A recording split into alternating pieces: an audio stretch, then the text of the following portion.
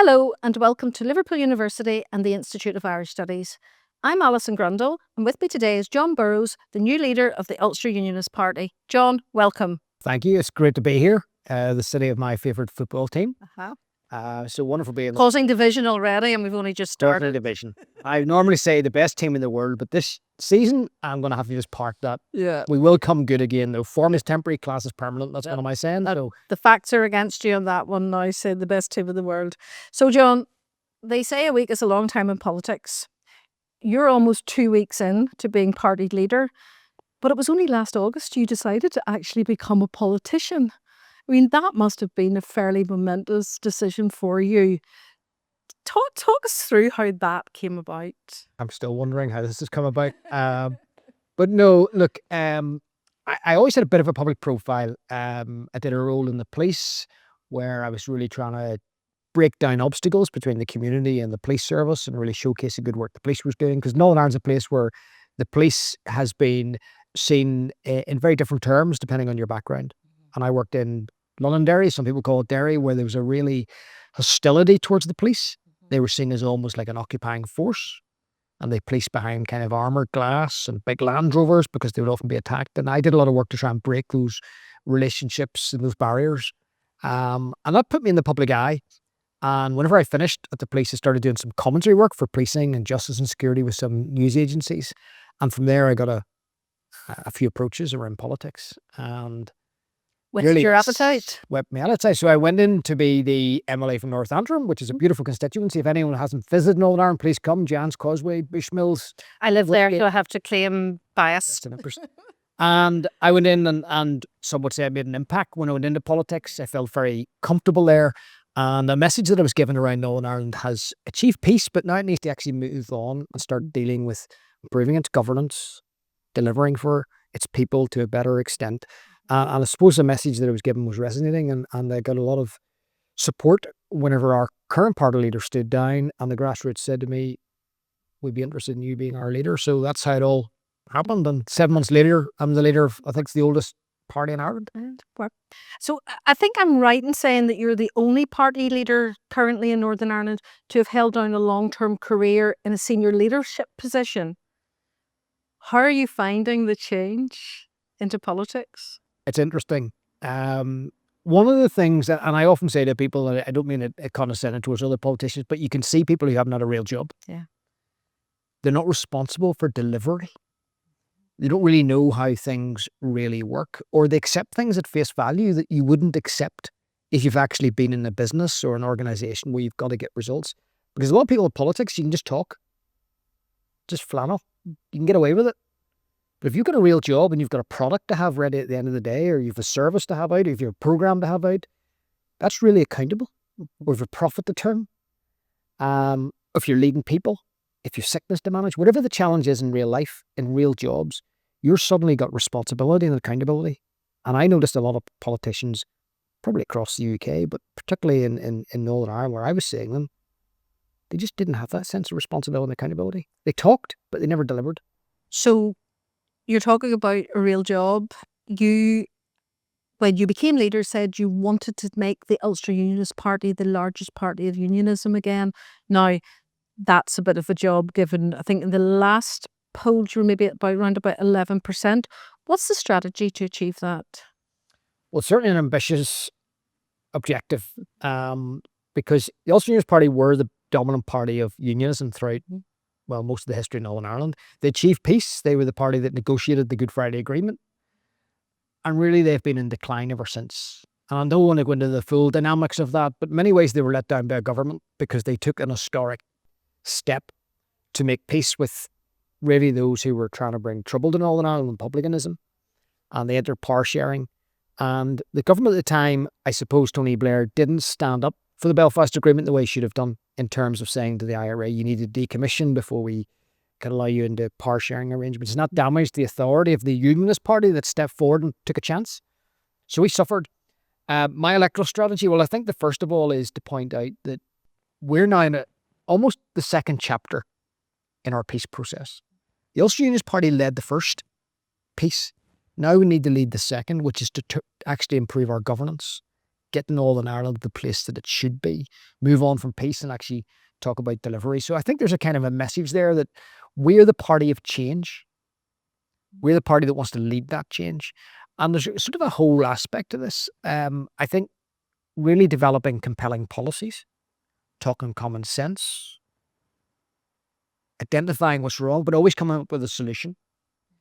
And really building a party that's resonating with people. One of the things I really want to do is attract new people into politics, fresh talent. Actually, to say that politics isn't working for many, many people, and we need to change that.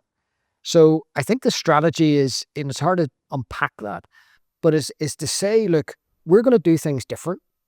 I want you to be part of that change. So I'm going to have a big membership drive next week. And I want to send a message to people. You don't need to have been in politics for 10 or 15 or 20 years to do well in our party. Look, 7 months ago, I was an MLA, I'm now leading the party, and I want you to be the difference and be the change and get in and make things work. Because a lot of what's happening in Northern Ireland, a bit like what happens here in Great Britain or elsewhere, distraction politics. We have politicians who talk about like a border poll, they talk about what's going on in Gaza and the Middle East. There's very little to say about the fact that there's potholes all over the roads.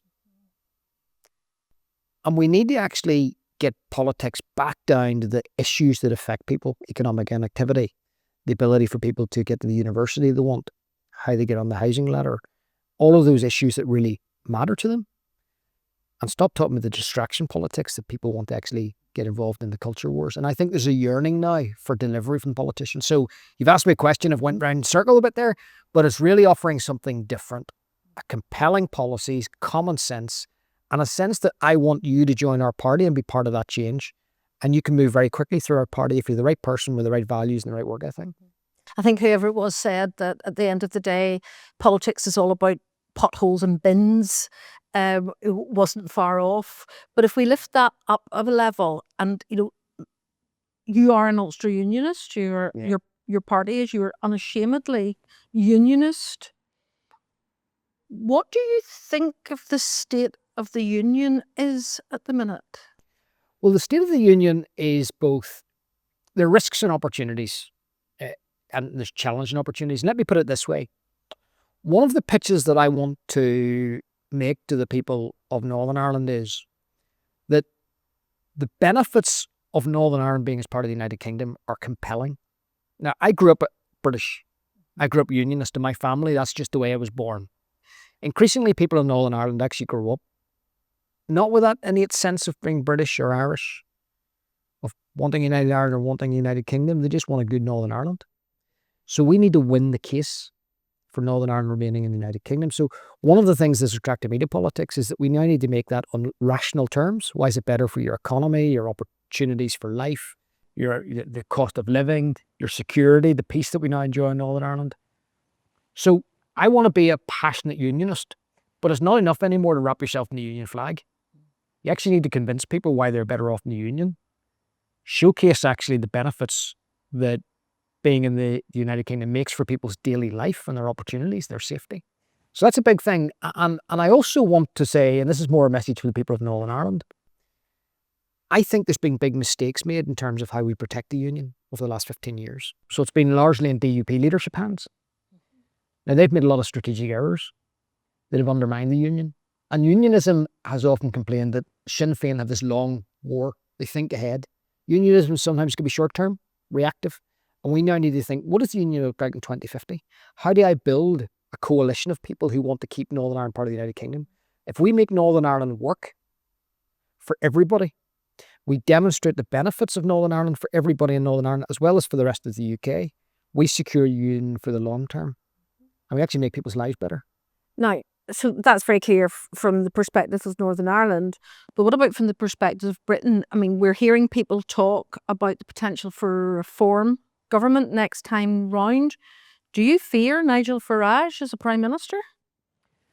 Well, the first thing I always say is that my unionism, so we would have a loyalty to being in the United Kingdom, isn't to any government of the day. It's to the Union. It's to Great Britain's alliance with Northern Ireland or United Kingdom. I never put blind faith in any government. So for a Farage government, I think there are a number of things I would have concerns about. I want to make sure, is Nigel Farage a UK Unionist Does he believe in the intrinsic value of the United Kingdom, or is he an English nationalist? And if I meet Nigel Farage, that's what I'll be asking him. Are you in this for English nationalism or UK unionism? And there are a very big difference between the two. And I didn't need to know that he values the cohesiveness of the United Kingdom. But I suppose on that point, one thing I really want to do, and I don't think unionism has done it well enough. In fact, I don't think those who believe in the union here in the UK have done it well enough. What are the compelling benefits for the United Kingdom staying coherent as it is now? What does Northern Ireland offer the rest of the UK? Because we've often said, why are you better off in the UK from a Northern Ireland perspective? I want to let the people of the United Kingdom know, Great Britain know, that actually Northern Ireland plays a vital role in your daily life that you mightn't even know about. And I would like to actually explain to them why they're better off with Northern Ireland as part of the United Kingdom. And without going into that chapter and verse, so what are some of the benefits to the people of Great Britain of being part of the United Kingdom with Northern Ireland? Well, I think in the very big ticket one, national security, I think is massive.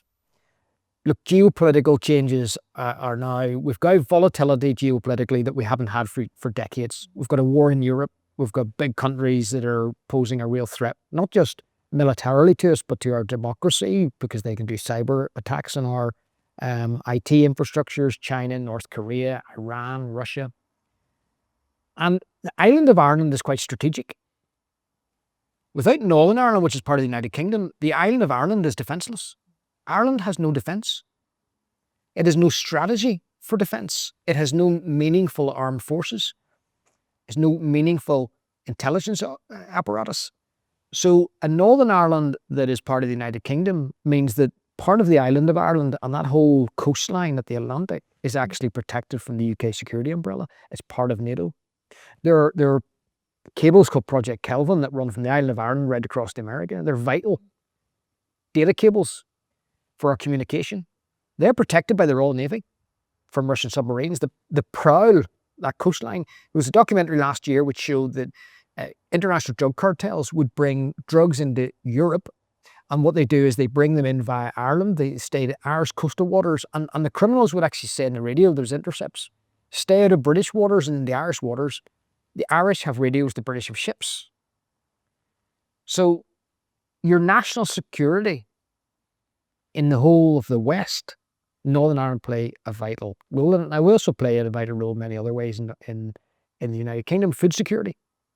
Northern Ireland is an agri-food powerhouse. 25% of the food that is consumed in the UK is produced by Northern Ireland. 3% of the population.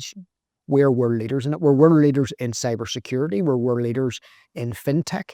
We're world leaders in clean engine emissions through Wrightbus in my own constituency. So we have a very talented workforce, and we're strategically important to the United Kingdom. And you know what? The United Kingdom is actually intrinsically safer and more secure together in this large economy with all its different component parts. And then once one part breaks up, you're going to end up with 4 smaller nations, and it will all be impoverished. So let's go back to Northern Ireland then. The surveys that Liverpool University do have consistently shown great support amongst the people in Northern Ireland for devolution.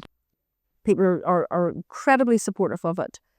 But when it comes to the performance of the Assembly, they are becoming increasingly critical in that they just don't think that our public services are delivering in the way they need to be. In the short time that you've been in politics, you have already garnered a reputation for yourself as someone who is big on scrutiny. I think you've been told to shut up by a lot of politicians. You've been accused of wasting public money by asking questions. You know, what do you say to that? Yeah, well, I take it as a badge of honour when I start getting quizzed about asking too many questions of ministers. And one of the leading number of questions submitted by any MLAs myself. When other politicians lose their cool, start telling me to shut up on the radio, I take it as a badge of honour. Look, I think Stormont and the Assembly, it was designed to exist, not excel, is a phrase I've been using. Okay, so it was designed for a time when Northern Ireland was coming out of conflict, the Troubles, where you had to get people who had never worked together before in an executive. It was very clumsy. Mandatory power sharing, lots of checks and balances, to get people over the line. But it wasn't a very efficient government. It wasn't a very effective government. And I think now, so many years on, the public are now yearning for efficiency, for delivery. And I've been unimpressed by the quality of Stormont. There are a lot of things need to be done. I think there's an issue of competence. And I've been unimpressed by the fact that to distract from their lack of competence and delivery, you've got politicians who will talk about everything but except what they're responsible for. So they'll be debating Gaza and the Middle East. Now, important issues. But what on earth are we discussing that in a devolved assembly for? Well, your responsibility is to actually deal with the health waiting lists, to deal with the crumbling school estates, to deal with the fact that our justice system is slow, to deal with the fact that, and I used a great example, the ministers responsible for infrastructure, there was a cold snap in Northern Ireland. This was almost a touchstone for our politics. Cold snap in Northern Ireland, and people needed for the first time that year to go out and get grit and salt from the grit box. None there. But the politicians responsible for that are debating Gaza for hours and hours on end, as are the councils. And I think it's a camouflage for their lack of ability. So look, I've been bringing a lot of scrutiny, and I will continue to do that because we need to actually deliver for the people in Northern Ireland. And unapologetically, by the sounds of it. So just on that, do you think the Assembly actually needs real reform, or do people just need to step up and get better at doing their jobs? I think it's both. And I think the first will enable the second because it's not working particularly effectively. I think you turn off a lot of talent from coming in. And second of all, you haven't fully exposed the inadequacies of the politicians because they're hiding behind a system. So, I mean, let me give you some examples. There's some basic reforms. People will be astonished to know that a lot of your time in Stormont, which is a legislative assembly, is spent in what's called non-binding motions. So politicians get all kinds of ideas in their head, and they'll spend hours debating them in the chamber. And the public might actually be forgiven to think that they mean something, but they're non-binding. They actually have no more value than what happens in a sixth-form debating society. Right? So you will see a headline, such as this party has passed a motion in the assembly, calling for an end to X, Y, or Z. People actually sometimes say, oh, is that coming in? No, it has no value at all. Yet, at the same time, we will spend very little time dealing with legislation. And when the legislation does come in, it's often not fit for purpose because it hasn't been properly scrutinised. So we're doing all the wrong things. So I think the Assembly needs fundamental reform in how it operates. And the second big problem is this. Mandatory power sharing, where you had basically effectively if all the parties are part of government except one. And before that, all the parties are part of government. The difficulty is you've no choice at the election, really. No matter who you return, you're still going to get multi-party government. None of the parties have an incentive to do anything unpopular. Because unlike any other government, it's not that there's a package of measures that they take and they say, well, look, that's what we've delivered. And the opposition say, here's what we would deliver. What happens in Northern Ireland is that, for example, we have one ministry, the Ministry of Health. If the health minister makes an unpopular decision to close a hospital, responsibility for that electorally lies with that one party. So that party doesn't want to make a bad decision. An unpopular decision. You replicate that across education, across justice, across every other department. No individual party wants to make a decision because they will carry the full count of it. So you need changes that give it collegiate responsibility and that you can vote in and out of government, which you can't do at the minute. I think that's going to be a key change. So you're effectively saying, and very good reasons as to why things were set up the way they were at that time. It's not the world we're living in now. And the assembly that we have today has more or less had its day, and it needs to be reformed into something that delivers public services better. On to mandatory power sharing, but it's a cornerstone. Yeah. And it exists for very good reasons. And, with the best will in the world, we do still live in a society where there is division, where there is sectarianism. All of that has decreased, but it's still very much alive within our politics. Do you think mandatory power sharing has had its day? and that we should now move into more of, I think it's been described as a coalition of the willing. Stormont has been down for a lot of the time since the Assembly came into operation. Would doing away with mandatory power sharing actually, is it time for that? I think all options should be on the table, as long as we get agreement. One of the problems in Northern Ireland is the changes to Belfast Agreement have tended to be made at times of crisis. So Stormont collapses. Whoever the big parties of the day are, they have a bilateral negotiation, usually for their own selfish interests, under normally a deadline, a looming crisis, overseen by the UK and sometimes the Irish government. And we piece together something in almost like a crisis management way, instead of actually sitting down maybe after an election with members from every party and the cool space after an election, sitting down and say, how do we optimize? How do we make tweaks? And one of those might be to say, how do we get a voluntary coalition that has cross-community protections, but isn't a mandatory coalition? So actually, you have a proper opposition. We don't have a shadow minister for health. We don't have a shadow minister for justice. Who's leading that? We don't have a fully resourced opposition. You don't have proper scrutiny. And therefore, the electorate don't have at the end of the election a choice. A choice to say, well, do I like that package that's been delivered? Or am I going to give the opposition a chance? And so instead, no matter which way you vote, you're going to get a government of all the parties again. It might just change as to who is biggest within that government. So real choice will come from that change, but also real scrutiny, which will drive up standards. And of course, the people who would come under that scrutiny from an effective, resourced opposition are the people who would have to vote for that to happen, aren't they? Yeah. I mean, we have had two main parties for a considerable period of time. Now, you talk about the difficult, unpopular decisions that just don't get made because no one wants to be carrying the can for them, essentially.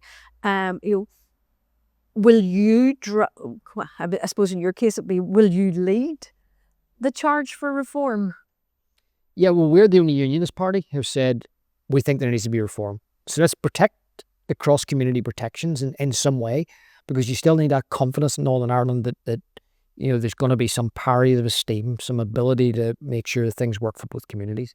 But we're certainly wanting to lead that change, to have those conversations, and actually to do them, as I said before, not at crisis point, not when things have collapsed, not dominated by one or two parties for their own self-interest, but it should be a sit-down conversation where we say, what do we need to change to make sure this place works better? And I think having a real, vibrant, strong opposition is something we culturally haven't had in Northern Ireland. That is why, actually, whenever I went into Stormont, I started asking really probing questions, not accepting the flannel that I get in response. There's almost been like a cultural reaction to this, that I'm somehow like a disruptive schoolboy. What are you asking that for? We don't ask those questions. Culturally, we're not used to that scrutiny because of the very consociational nature of our democracy. And it was there for a purpose to get us up and running, but it hasn't matured. And, it's a bit like one of those verses in the Bible I used to hear when I was at Sunday school. There's a time for this, and there's a time for that. There was a time for that kind of Stormont, where just existing was better than the alternative, which was chaos. Now we need real politics. We need delivery, and we need politicians to step up and be held accountable for outcomes. At the minute, they can blame everybody else but themselves, and blame the Brits who actually fund them very well, thank you. And we need to start finding the cost-cutting ourselves. We need to start earning our own way and making Northern Ireland an even better place to live, because there's some fantastic things in Northern Ireland. The private sector has done so much.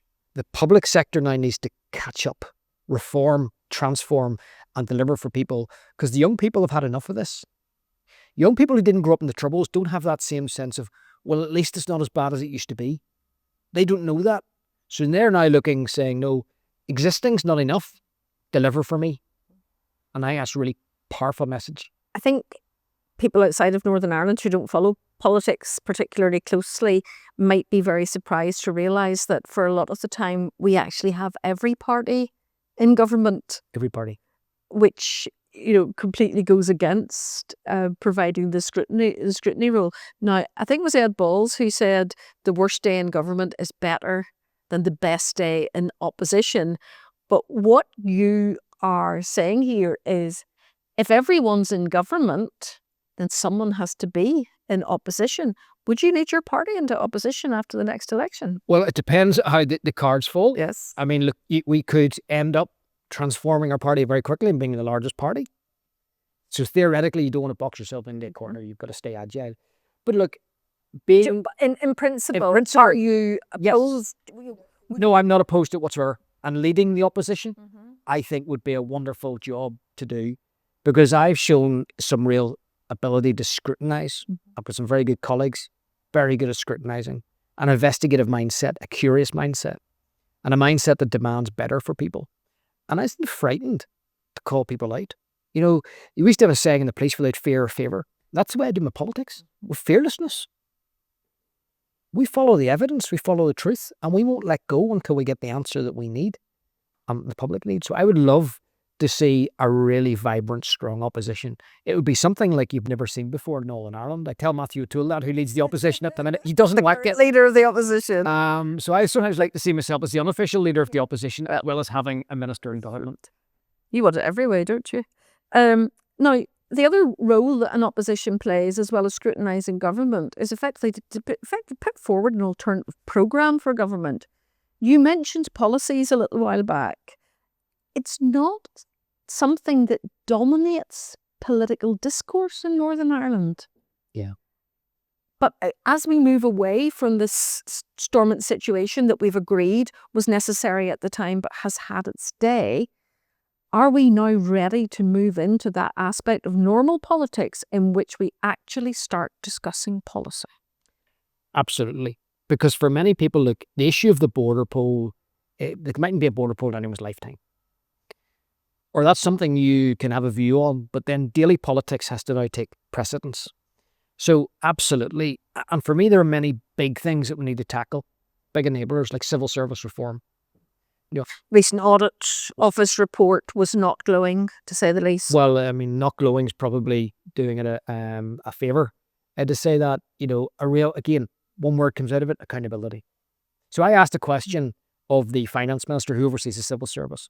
Who's actually holds accountable the most senior civil servant in Northern Ireland? Jane Brady. Didn't know. I'm not actually sure. Now there's a warning sign. When the person at the very top is paid, I don't know, is it the same as the Prime Minister or something like that? Nobody actually knows who does she answer to? Who performance manages her? Who holds her to account if things aren't delivered? Civil service reform is a massive, massive issue. I'll give you an example. Procurement. The public are being ripped off through procurement. I go into schools, and one of my ways of actually finding out what is going on is saying, I don't hear in the committee chambers or in papers that I get from officials what's going on. I lead in education. I go into the schools and ask. I ask the parents, I ask the pupils, I ask the principals, and I ask the staff, I ask the teaching assistants. And see, when you start hearing the same thing on repeat, you're onto the truth. So I asked principals, and I'd heard that the procurement was a rip-off. So I actually said, I want to hear from your mouth.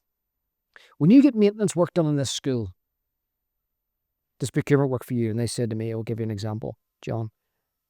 They'd show me a room. That room, a local painter could have done it for £500. I will pay £2,000 to £3,000 to procured service. 400 to 500%. I sat in chairs like this. I'm not joking. And the principal said to me, the seat you're sitting on, how much is it worth? And I said, maybe it's £100. I don't know, £595 per chair. Something has went badly wrong. Now, I know that procured services, there's an element where you get protection, you get indemnity, there's all kinds of efficiencies that come from the person's maybe vetted or whatever. But at what cost? We shouldn't be paying 400 to 500% more. I think most people would be horrified to actually learn those things. And you are bringing those things into the public eye. I mean, I think the conclusion of the Northern Ireland Audit Office report was civil service now has more money now has more staff, a lot of agency staff, and is actually delivering less well than it did. That's culture. And that is culture. And we talk a lot about the need for more money. Someone actually mentioned to me the other day this bizarre world that we live in, whereby politicians and ministers who are responsible for delivering public services are out on the airwaves and on social media being the most vocal critics of the non-delivery of those public services. And every time it's we need more money, we need more money. But what you've talked about, and you had another very pertinent example last week around the costs of taxiing children to school that resulted in £1 million saving. To me, that suggests that before we go off looking for more money, we actually need to look at the waste that already exists within the system. You're coming across this, aren't you? Oh, all the time. When you start asking the question, you come across vast waste. And sometimes the answer is, well, we always did it that way. And again, there's not enough curiosity in staff. There's not enough performance management accountability. We accept too much. We're too tolerant of mediocrity. And that has to be challenged. So, for example, in school taxis, I started asking the question because I started hearing a lot of children, special education needs, for example, who might have real vulnerabilities and we need to support them. But how do they get to school? Well, increasingly I was told they would get to school by private taxis.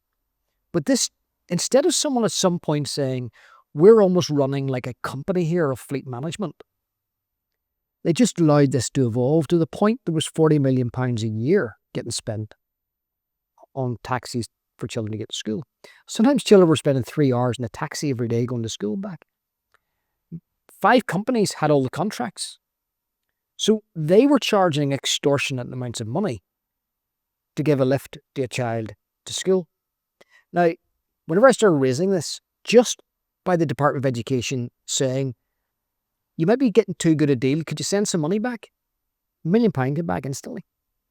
That was one of the questions I was criticised for writing. It was probably cost me £200 to ask the question. So here's the thing. Now, I'll give you another example. There's a major road, quite controversial in Northern Ireland, called the A5. Now, Stormont passed climate change legislation, which set us a net zero target by 2050. Now, it wasn't well thought through. Now, my own party were part of that. We've reflected, and we're constantly reflecting on this. We've said we need to re-examine that. But that legislation, very ambitious, was not achievable.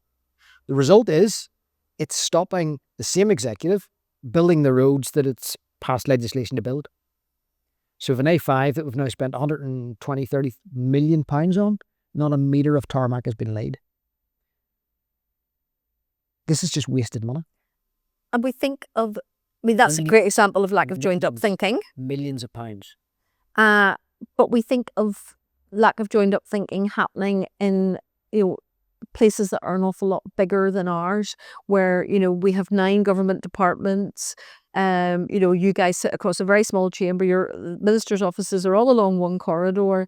It really is the kind of thing that shouldn't be happening. How do you think we tackle that culture of waste, that culture of lack of joined up thinking, of just understanding the consequences of policies? That feels like one of those big, wicked problems that really needs a very big solution too.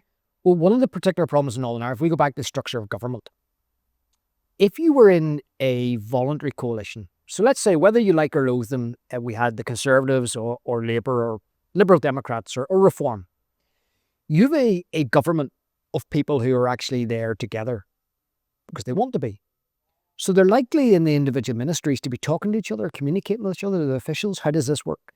What you have in Northern Ireland is because you have a mandatory coalition, you've effectively 8 or 9 ministers who are completely individually separated from each other. Now, they might deny that. But every problem that you have in society, real deep problems, they generally cross over 2 or 3 different ministries. It could be health, it could be infrastructure, it could be justice. All the big problems actually are probably partly owned by 2 or 3 different ministries, unless they're probably talking together and you're having a coordinated programme for government, a manifesto, if you like. So here's the problem. This wise goes back to structural change. We will have an election after the election, the parties who have all got really vastly different policies. So you have Sinn Féin, who were almost like a far-left party. They admire countries like Venezuela and those economic basket case countries. You have parties then who have been fiscally very conservative. You have socially liberal parties and socially conservative parties. They're going to come together and form one government and then try and get a programme for government. That programme for government is really going to be vastly different to any of their manifestos. So, in many ways, the programme for government isn't a natural fit. It's 8 or 9 different departments with their own individual aspirations, artificially packaged up in your programme for government. There's not a real sense then of an executive saying, this is our burning ambition. We went out into the public and said, you vote for X and we'll deliver it. Because the public are actually voting for A, B, C, D, and E. The result is you hodgepodge them all together and try and hash up a programme for government. And I think that's where you don't have that in cross-departmental working, that sense of a strategic narrative, that sense of a mission that we're going to accomplish. You can have a hodgepodge of people from very different backgrounds with very different views of the future, artificially pulling something together. Someone described it as not power sharing, but power splitting. And it does sound like however many parties are in government, every party is in opposition. Yeah. And when you actually understand that, it's not excusable, but you can kind of see how we've gotten to where we are. See where you go. So you're not then properly held accountable because who's holding you to account? And everyone else is afraid of being held to the same level of accountability. Yeah. It's not in your interest to raise accountability to a new heightened standard because I'm in government too. So who's going to start asking the awkward questions? You ask awkward questions of me, we're going to ask awkward questions of you. So I'd kind of went in with a fearlessness to say, well, you know what? Yeah, we hold a health ministry. You can ask us many, but we'll have confidence we can answer those. We're going to ask fearless questions. And I think we need that fearlessness, a curiosity to demand better. And I do think there needs to be some kind of structural change in how we do business. And I think that will lead to the culture changes around accountability and those other things. And then I think actually when you're judged at the end of a mandate for have you made Northern Ireland better, it'll drive up your own performance. At the minute, I suspect people are quite lazy about, not our party, but some parties could say, it doesn't really matter how I perform or how the collective government performs. I'm still going to get my vote. We create genuine choice for people. It'll drive up standards. In many ways, in the same in the private sector, you drive up standards and quality by having genuine competition. Yeah. You don't have that in Northern Ireland. That's why our public services are years behind. They haven't had the transformation, the accountability, the scrutiny. The consequences for failure to deliver don't exist. People fail upwards in the civil service. I'm absolutely convinced that there are people, and I've seen it myself, who cannot perform and they're promoted up to get them out of the way. That culture has to change. And then it hacks off all the people who are effective and who do work hard and who do deliver, who don't get the reward that they need. That then leads to disenchantment. You then see rising sickness levels and you have a crisis in our civil service. So I'm being unambiguous. I believe there's root and branch change needed in Northern Ireland. We've achieved so much. We're a fantastic place. We're the lowest unemployment in Europe. We've got fantastic sectors, fantastic workforce. I'm proud to say, and I said it in my maiden speech, my constituency is the most beautiful in the UK. Right? It's got the Giant's Causeway. And if you're listening to this, you've never been, come to Northern Ireland, right? It's 30 minutes in a flight away or 40 minutes. Cost you nothing. 50 quid will get you a flight. Giant's Causeway. It's got a place called Grace Hill, which is a Moravian village. They're the 2 UNESCO World Heritage Sites in Northern Ireland. I've got both. We've got the best whiskey in the world, in my view. Bushmills whiskey. The best coastline in the island of Ireland, which is the Giant's Causeway. And the Causeway Coast. Best golf club. The best golf club. Royal Portrush. Royal Portrush. We're the home of Rory McIlroy. We've got Royal County Down, 2 of the best links courses in the world. Yes. There's so much to do in Northern Ireland. There's so much to see. There's so much to be proud of. And I have a burning passion for the place. But politicians need to step up. do the final bit. Start delivering. Our justice system's one of the slowest in the UK. Our health waiting lists are far too long. Our schools should be in much better condition. Yet, and here's where I think sums this up for me. We have one of the best education systems in the world. Do you know why? Because our teachers are excellent, our pupils are excellent, and our parents are excellent. Yes, there's some disadvantage and with some issues with underattainment.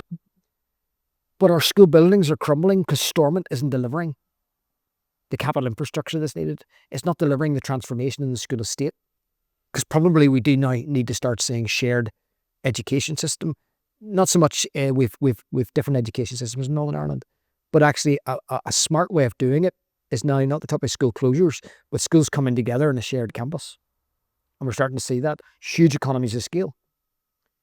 But to me, that sums it up. You've got world-class education because it's delivered by the people of Northern Ireland, the teachers, the teaching assistants, the parents, the pupils. We're a very bright part of the world. But our infrastructure is creaking because our politicians haven't invested properly in the last 20 years. They haven't made the big calls that they need to make. And that's really, for me, this big tension in Northern Ireland. The progress that has been made is astronomical. We're now more peaceful than we've ever been 50 or 60 years. Our economy is doing well, but our politicians need to step up. Simply an absence of violence isn't enough anymore. If all you can do is say, well, I'm here and we're not fighting in the streets, get out of the way, because that's finished. And the people of Northern Ireland need delivery. And I mean, being from Northern Ireland, I'm used to the tales of woe about our public services. But what you're saying is, yes, there are problems, but they're all fixable. 100% fixable. Because the people are excellent. That's why we've got such a talented, we've got so many good sectors like cybersecurity, like fintech. There's so many others. We have a very talented workforce. They're very highly educated. They're very highly motivated. We're a great size of a country. There's so many benefits in Northern Ireland. But the blockage is not the people. The blockage is no longer the paramilitaries, and there's some paramilitaries still need to be dealt with. The blockage is in Stormont. It's in our civil service. It's in our officialdom, if you like, that needs to be shaken and disrupted. And I've come in to disrupt it. And I think it is a time Northern Ireland needs strong leadership and real change to make it fit for the next 100 years. Because I genuinely believe that by 2050, Northern Ireland can be a powerhouse.